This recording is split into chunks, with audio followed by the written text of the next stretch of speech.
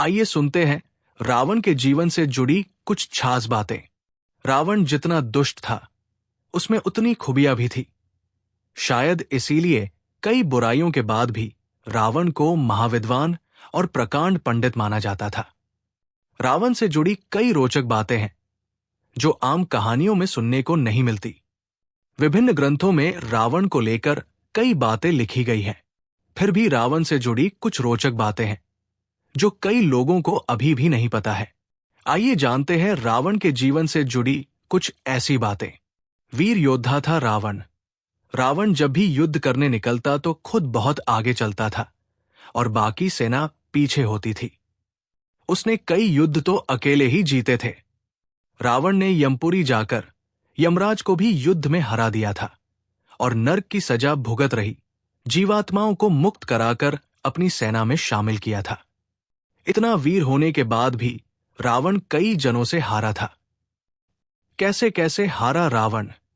बाली ने रावण को अपनी बाजू में दबाकर 4 समुद्रों की परिक्रमा की थी। बाली इतना ताकतवर था कि वो रोज सवेरे 4 समुद्रों की परिक्रमा कर सूर्य को अर्घ्य देता था। रावण जब पाताल के राजा बलि से युद्ध करने पहुंचा तो बलि के महल में खेल रहे बच्चों ने ही उसे पकड़कर अस्तबल में घोड़ों के साथ बांध दिया था। सहस्त्रबाहु अर्जुन ने अपनी 1000 हाथों से नर्मदा के बहाव को रोककर पानी इकट्ठा किया और उस पानी में रावण को सेना सहित बहा दिया।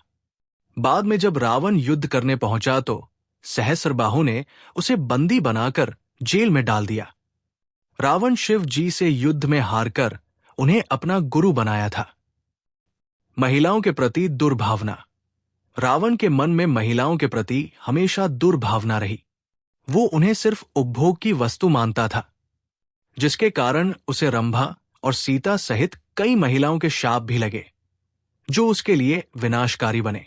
भगवान महिलाओं का अपमान करने वालों को कभी माफ नहीं करता, क्योंकि दुनिया में जो पहली 5 संतानें पैदा हुई थी उनमें से पहली 3 संतानें लड़कियां ही थी।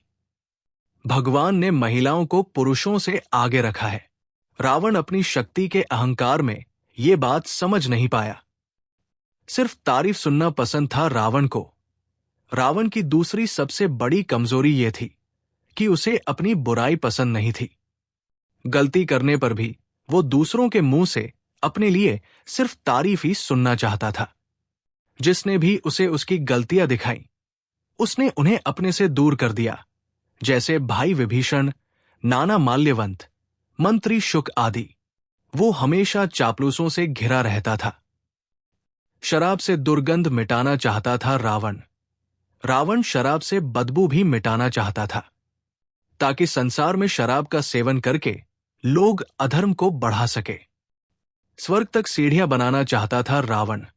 भगवान की सत्ता को चुनौती देने के लिए रावण स्वर्ग तक सीढ़ियां बनाना चाहता था, ताकि जो लोग मोक्ष या स्वर्ग पाने के लिए भगवान को पूजते हैं वे पूजा बंद कर रावण को ही भगवान माने। अपने बल पर अति विश्वास था रावण को। रावण को अपनी शक्ति पर इतना भरोसा था कि वो बिना सोचे समझे किसी को भी युद्ध के लिए ललकार देता था, जिससे कई बार उसे हार का मुंह देखना पड़ा। रावण युद्ध में भगवान शिव, सहस्त्रबाहु अर्जुन, बाली और राजा बलि से हारा, जिनसे रावण बिना सोचे समझे युद्ध करने पहुंच गया। रावण के रथ में गधे होते थे। वाल्मीकि रामायण के मुताबिक सभी योद्धाओं के रथ में अच्छी नस्ल के घोड़े होते थे, लेकिन रावण के रथ में गधे हुआ करते थे। वे बहुत तेजी से चलते थे। रावण चाहता था कि खून का रंग सफेद हो जाए। रावण चाहता था कि मानव रक्त का रंग लाल से सफेद हो जाए। जब रावण विश्व विजयी यात्रा पर निकला था तो उसने सैकड़ों युद्ध किए, करोड़ों लोगों का खून बहाया। सारी नदियां और सरोवर खून से लाल हो गए थे। प्रकृति का संतुलन बिगड़ने लगा था और सारे देवता इसके लिए रावण को दोषी मानते थे। तो उसने विचार किया कि रक्त का रंग लाल से सफेद हो जाए तो किसी को भी पता नहीं चलेगा कि उसने कितना रक्त बहाया है। वो पानी में मिलकर पानी जैसा हो जाएगा। काला रंग गोरा करना चाहता था रावण। रावण खुद काला था, इसलिए वो चाहता था कि मानव प्रजाति में जितने भी लोगों का रंग काला है वे गोरे हो जाएं, जिससे कोई भी महिला उनका अपमान ना कर सके। संगीतकार और विद्वान था रावण। रावण संगीत का बहुत बड़ा जानकार था। सरस्वती के हाथ में जो वीणा है उसका आविष्कार भी रावण ने किया था। रावण ज्योतिषी तो था ही, तंत्र, मंत्र और आयुर्वेद का भी विशेषज्ञ था। सोने में सुगंध डालना चाहता था रावण। रावण चाहता था कि सोने, स्वर्ण में खुशबू होनी चाहिए। रावण दुनिया भर के स्वर्ण पर खुद कब्जा जमाना चाहता था। सोना खोजने में कोई परेशानी नहीं हो, इसलिए वो उसमें सुगंध डालना चाहता था।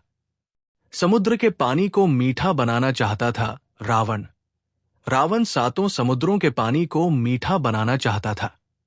संसार से हरि पूजा को निर्मूल करना रावण का इरादा था कि वो संसार से भगवान की पूजा की परंपरा को ही समाप्त कर दे, ताकि फिर दुनिया में सिर्फ उसकी ही पूजा हो। ऐसा था रावण का वैभव। रामचरितमानस में गोस्वामी तुलसीदास लिखते हैं कि रावण के दरबार में सारे देवता और दिक्पाल हाथ जोड़कर खड़े रहते थे। रावण के महल में जो अशोक वाटिका थी, उसमें अशोक के 1 लाख से ज्यादा वृक्ष थे। इस वाटिका में सिवाय रावण के किसी अन्य पुरुष को जाने की अनुमति नहीं थी। इसी के साथ ये कहानी यही समाप्त होती है। आप और ऐसी ही कहानियां सुनने के लिए हमारे channel fun and religious stories को ज्यादा से ज्यादा शेयर करें और सब्सक्राइब करें।